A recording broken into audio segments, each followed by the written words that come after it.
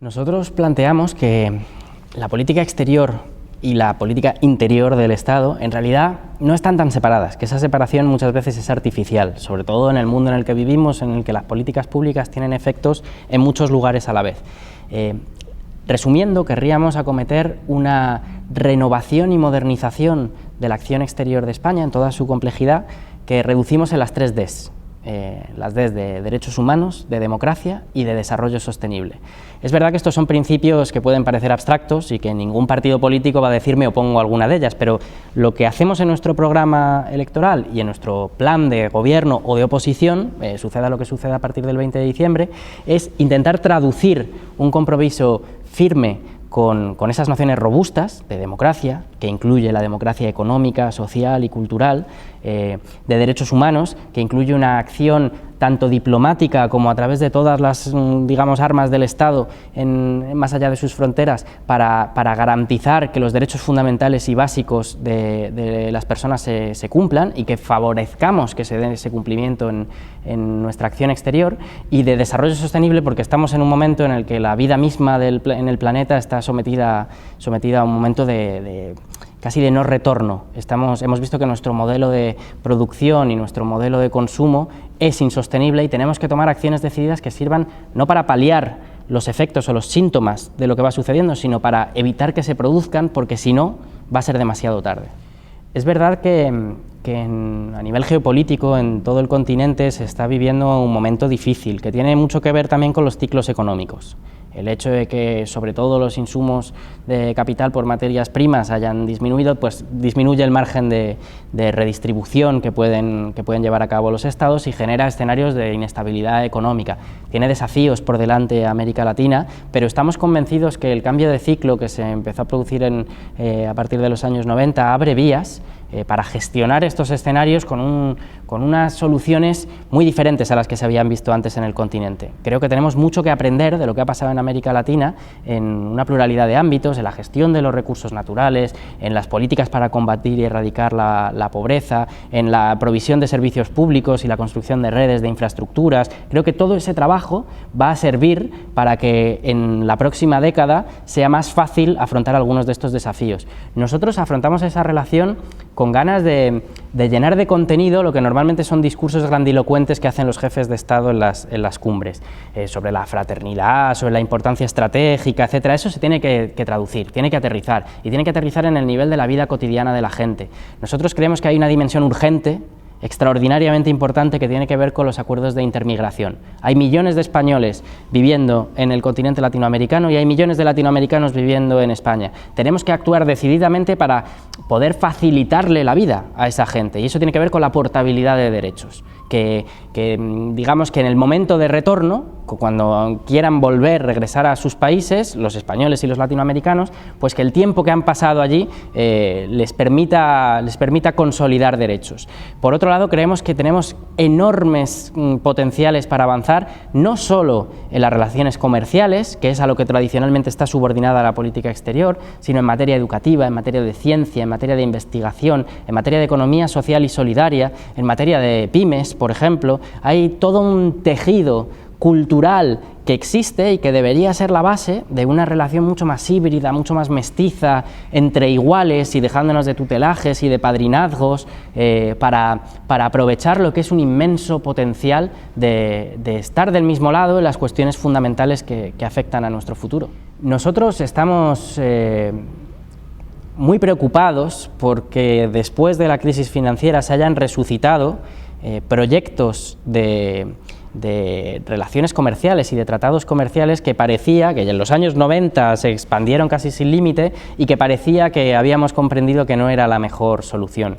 Tratados que consideran que los derechos laborales, que los derechos sociales o que los derechos medioambientales son obstáculos para el comercio, o tratados que favorecen mecanismos muchas veces secretos de arbitraje entre inversores y estados directamente, sin pasar por la jurisdicción y por la legislación a la que estamos sometidos todos los ciudadanos y las ciudadanas, nos parece que es un tremendo paso atrás, un tremendo paso atrás. Nosotros somos favorables a profundizar los vínculos económicos y comerciales entre áreas estratégicas, pero creemos que la solución nunca puede ser igualar por abajo sino que tiene que ser por arriba. Y creemos que estos acuerdos para intensificar el comercio, etcétera, deben realizarse en foros que garanticen que se da un marco democrático. Para eso existen las Naciones Unidas y su comisión específica sobre acuerdos comerciales, y para eso existe la Organización Internacional del Trabajo también. Creemos que la profundización de las relaciones comerciales y económicas no puede ir en detrimento de los derechos políticos y los derechos sociales, sino al revés. Cuando van juntos son más poderosos. Ese es el modelo por el que abogamos y nos opondremos a la firma, a la ratificación de estos tratados que creemos que son lesivos para los intereses de las mayorías sociales. Pues intentando ir a la raíz y a las causas, porque combatir los síntomas puede parecer efectivo en el corto plazo, pero en el medio y en el largo plazo hace que el problema solo sea peor. Nosotros creemos que para combatir el terrorismo yihadista hay que golpear los puntos vitales del Estado Islámico en este momento, y esos puntos vitales tienen que ver, en primer lugar, con la financiación. El Estado Islámico se financia con el contrabando de petróleo que implica toda una cadena logística sobre la que la Unión Europea debería tener capacidad para actuar, para impedir ese contrabando de petróleo y perseguir a aquellos que colaboran con él. El Estado Islámico se financia con transferencias bancarias que en muchas ocasiones pasan por bancos europeos. Eso implica una acción decidida para abordar la cuestión del blanqueo de capitales y de los paraísos fiscales. En Naciones Unidas hubo una propuesta del G77 para crear una agencia fiscal internacional que pudiera ocuparse precisamente de estas cuestiones, y Europa votó en contra, y el gobierno español se opuso. Nosotros creemos que hay que avanzar en esa dirección porque en los paraísos fiscales es donde se oculta la financiación del narcotráfico, del terrorismo y de la trata de personas. Tenemos que avanzar en ese sentido. Además, la otra problemática fundamental son las armas. España y otros países europeos están exportando armas sin hacer un seguimiento de quién es el último destinatario, sin que haya un certificado de último usuario, como se llama en el mundillo, algo que ya existe y que hay países que aplican efectivamente.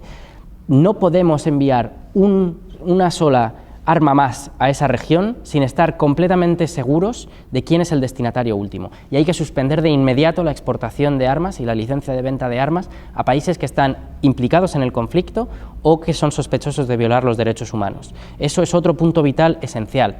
Pero solo con esas dos cuestiones no basta. También hacen falta estrategias de integración social en Europa que acaben con las bolsas de pobreza y de exclusión a las que acuden los fundamentalistas para lavarles el cerebro a nuestros jóvenes. Tenemos que darle oportunidades a esa juventud para que no caiga en las redes de estas mafias, y creemos que el mejor combate contra la exclusión social y la radicalización es una sociedad cohesionada. Creemos que el peor riesgo que tiene Europa es caer ahora mismo en la xenofobia, en el autoritarismo, en la islamofobia. Al revés, nuestra respuesta tiene que ser más derechos, más integración y más libertades, porque eso nos hará más fuertes. Digamos que Europa se enfrenta a un desafío histórico en ese sentido, y un desafío histórico es una situación en la que uno da la medida de lo que es, y da la medida de si está a la altura de lo que dice, de sus valores o no.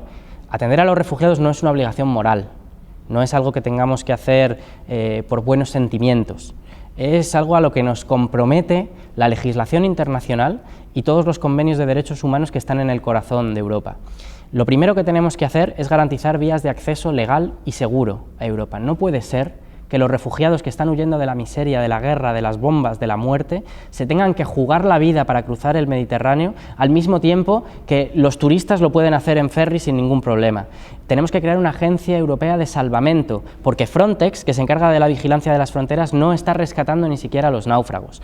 Tenemos que hacer una política común de asilo, que permita que los refugiados puedan solicitar protección y puedan solicitar sus visados en sus países de origen y en los países de tránsito.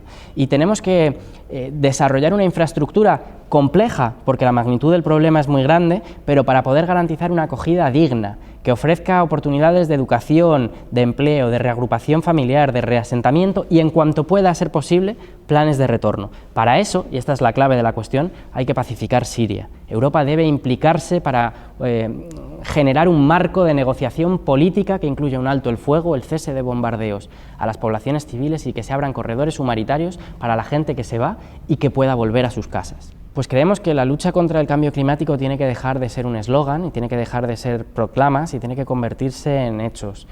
Veíamos el otro día con desolación cómo en el borrador final, que se va a empezar a discutir en la cumbre de París, no hay ni siquiera una mención a los combustibles fósiles. Es como si organizáramos una conferencia global sobre el cáncer de pulmón y en el documento que sacamos no se mencionara el tabaco. Creemos que el hecho de que las emisiones, los topes de emisiones sean voluntarios es una ofensa. Es una ofensa. Esto no es una cuestión de voluntad, lo que está en juego es la sostenibilidad misma de la vida en el planeta.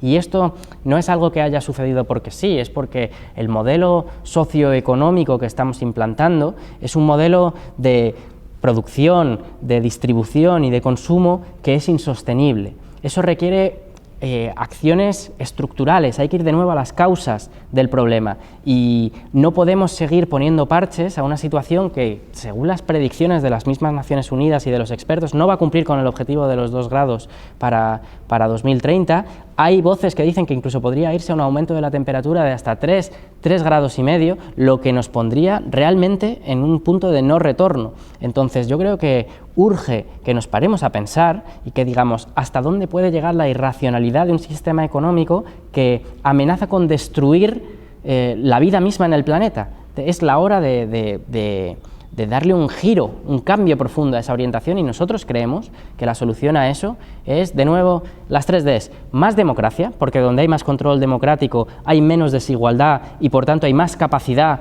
de generar condiciones sostenibles, más desarrollo sostenible que implica un cambio del modelo de producción y más derechos humanos, porque garantizar los derechos económicos, sociales, culturales y las libertades fundamentales de las personas implica acabar con alguna de las lógicas que están llevando a esa situación límite. Eso implica más redistribución de la riqueza, más libertades y espacios políticos democráticos y menos subordinación de los intereses de todos a los beneficios privados de las grandes multinacionales.